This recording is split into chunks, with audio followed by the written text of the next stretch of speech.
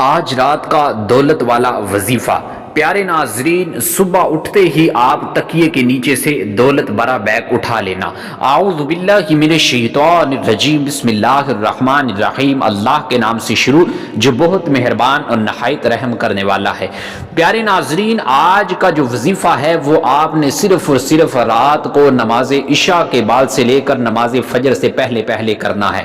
سورۃ کوثر کے وظائف تو آپ نے بہت سے کیے ہوں گے، لیکن آج کا یہ جو وظیفہ بتاؤں گا یہ صرف اور صرف آپ نے اپنی زندگی کے اندر ایک رات کرنا ہے، اور آپ کو صرف اور صرف 2 منٹ بھی نہیں لگیں گے کہ آپ کا یہ وظیفہ مکمل ہو جائے گا۔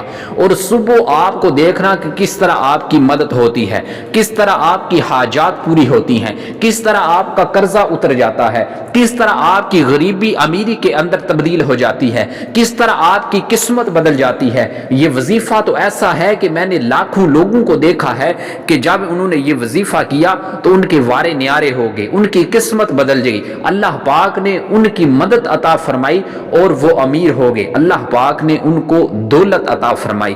تو پیارے دوستو، آپ بھی جب بھی یہ میری ویڈیو دیکھیں تو آپ کو نہ ہی اس کا کوئی دن مقرر ہے، نہ ہی اس کا کوئی مہینہ مقرر ہے، بس یہ کہ آپ نے اس کا جو وقت مقرر ہے وہ نماز عشاء کے بعد سے لے کر نماز فجر سے پہلے آپ جہاں کہیں بھی ہوں، جب بھی آپ فارغ ہوں تو آپ یہ وظیفہ کر لیں، لیکن کوشش کریں کہ نماز عشاء کے بعد یہ وظیفہ کریں۔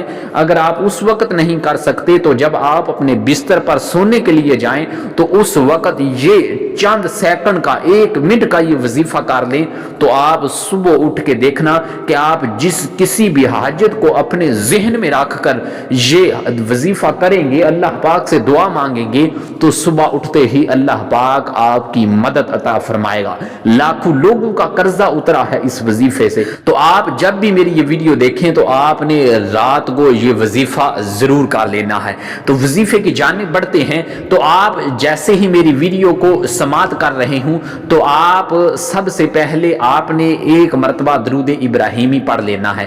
پیارے ناظرین، اکثر آپ نے میری ویڈیو میں یہ دیکھا ہوگا کہ میں ہر وظائف سے پہلے اور آخر کے اندر درود پاک کی تلقین کرتا ہوں، اس لیے کہ جب کوئی بھی وظیفہ آپ کر رہے ہوں تو اس کے پہلے اور آخر کے اندر جب آپ حضور علیہ السلام کی بارگاہ کے اندر درود پاک کا نذرانہ پیش کریں گے تو اس وظیفے کا اثر ہو جائے گا، وہ وظیفہ اللہ پاک کی بارگاہ کے اندر قبول ہوگا، اس کے اندر مزید اور زیادہ تاثیر ہو جائے گی۔ یہ ہے درود پاک کی برکت۔ جب دعا سے پہلے اور آخر کے اندر درود پاک پڑھیں گے تو اللہ پاک آپ کی اس دعا کو قبول فرماتا ہے، اللہ پاک ان اعمال کو قبول فرما لیتا ہے۔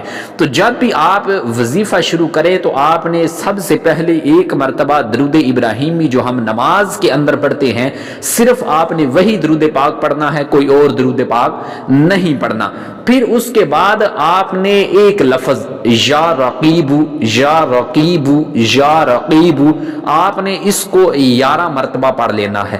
اس کے بعد آپ نے الحلیم الحلیم الحلیم، اس لفظ کو بھی آپ نے 11 مرتبہ پڑھ لینا ہے۔ پھر آخر کے اندر آپ نے 1 مرتبہ، جب آپ نے یہ 2 نام 11 مرتبہ پڑھ لیے، آخر کے اندر آپ نے 1 مرتبہ سورۃ الکوثر پڑھ لینی ہے۔ انا اعطیناک الکوثر فصل لربک وانحر ان شانئک هو الابتر۔ جب آپ نے 1 مرتبہ سورۃ کوثر پڑھ لی تو اس کے بعد آپ 1 مرتبہ درود ابراہیمی پڑھ لیجئے۔ اس کے بعد آپ نے جو اپنا ہاتھ، اور یاد رکھیے یہ اس وظیفے کی یہ شرط ہے، نوٹ فرما لیجئے کہ جب بھی آپ یہ وظیفہ شروع کریں تو اس سے پہلے آپ اپنا ہاتھ اپنے سینے پر رکھ لیں، سیدھا ہاتھ ہے۔ جب یہ وظیفہ ختم کریں تو وہ اپنا ہاتھ اٹھا لیں اور اپنے ہاتھوں پر پھونک مار کر آپ اپنے سینے پر مل لیجئے اور اپنے دونوں ہاتھوں کو بلند کر کے اللہ پاک سے دعا کیجئے۔ قرضے کے اندر مبتلا ہیں، قرضے سے نجات کے لیے دعا کیجئے۔ کوئی جاب چاہیے، اس کے لیے دعا کیجئے۔ کیجئے۔ اگر غریب ہیں، مفلسی کے اندر مبتلا ہیں، تنگ دستی کے اندر مبتلا ہیں تو اس سے نجات کے لیے اللہ پاک سے دعا کیجئے۔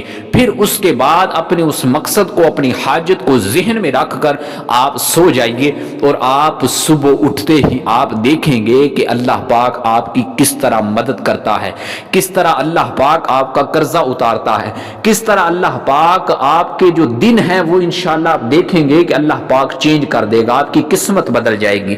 تو پیارے ناظرین، جب بھی یہ میری ویڈیو دیکھیں تو آپ نے یہ وظیفہ ضرور کر لینا ہے، اور جب یہ وظیفہ کریں تو اس کے بعد جو اثرات آپ کو معلوم ہوں گے وہ آپ نے کمنٹ سیکشن کے اندر ضرور بتلانے ہیں، اور اس ویڈیو کو اپنے دوستوں احباب تک بھی ضرور شیئر کرنا ہے تاکہ وہ بھی فائدہ حاصل کر سکے۔